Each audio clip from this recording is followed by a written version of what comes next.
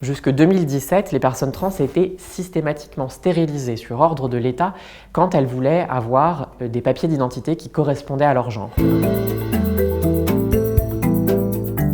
Bonjour tout le monde, je suis Lexi, je suis une femme transgenre qui milite pour les droits et la visibilité de ma communauté. Je suis aujourd'hui chez Melty pour répondre avec vous à des infos et des intox concernant les transidentités. Intox, le fait de sortir avec une femme trans rendrait gay, sortir avec un homme trans rendrait lesbienne. C'est une façon de nous ramener à notre assignation de naissance et de considérer que cette assignation de naissance, c'est au fond la réalité. Coucher avec une femme trans, ça serait coucher avec quelqu'un qui est quand même encore un peu un homme, ou qui est même tout simplement un homme déguisé. C'est le fait que les organes génitaux, on les voit pas juste comme des organes. On dit des organes féminins, des organes masculins. Pourquoi ? Parce que les fonctions culturelles qu'on y associe sont très genrées, mais au fond, un organe, il a juste une fonction. Et une fonction, elle n'a pas de genre en elle-même.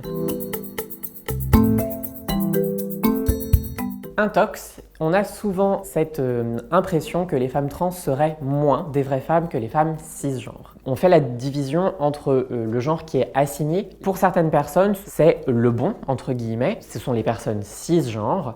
Les personnes trans, elles, on parle parfois du genre vécu. On dit qu'il y a une intuition, qu'il y a une évidence et qui demande juste à ensuite être affirmée socialement.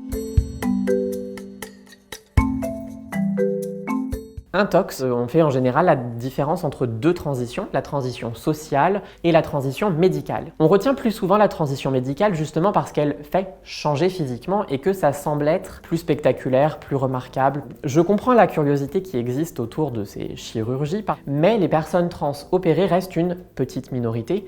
Tous les ans, il y a environ 300 chirurgies génitales en France pour beaucoup plus de personnes trans. La transition la plus importante, ça n'est pas la médicale, c'est plutôt la sociale parce que c'est celle qui vraiment change en profondeur la perception de la société. C'est celle qui permet aussi une affirmation bien avant d'avoir accès à des traitements, parce que c'est long, de notre identité dans les espaces publics.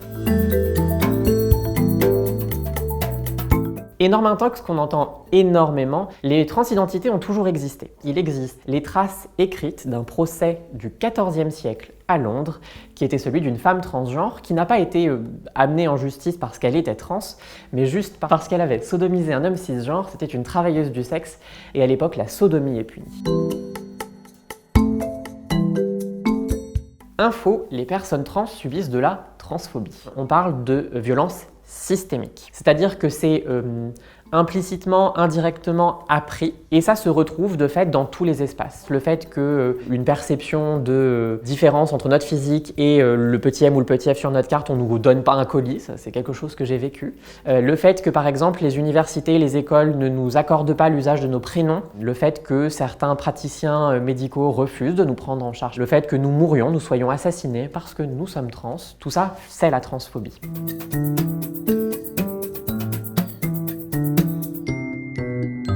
Info, c'est certainement l'une des questions qui est les plus chaudes autour des transidentités. L'un des arguments qui est amené face à cette question, c'est que le fait d'être acteur ou d'être actrice, c'est justement le fait de jouer quelque chose qu'on ne vit pas forcément. Souvent, c'est vivre des situations. C'est rarement le fait de vivre une identité qui n'est pas la sienne. Les transidentités impliquent une palette de sentiments, de réalités qui sont liés à des choses que ne vivront jamais les personnes cisgenres.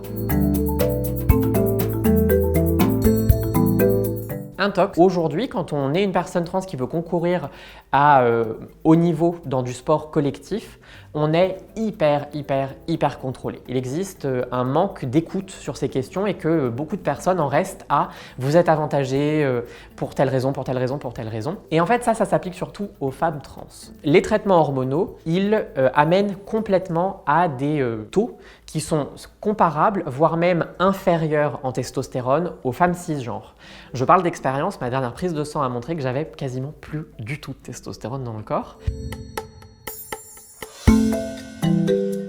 Info, les femmes trans sont souvent oubliées, par exemple concernant les questions des violences sexistes et sexuelles. Il y a encore beaucoup de refuges qui refusent d'accepter des femmes trans victimes de viol, avec en sous-ton une rhétorique de on fait pas entrer l'arme du crime, le loup dans la bergerie. C'est extrêmement violent parce que de fait ça ignore les victimes. Ça nous laisse dans l'abandon le plus complet.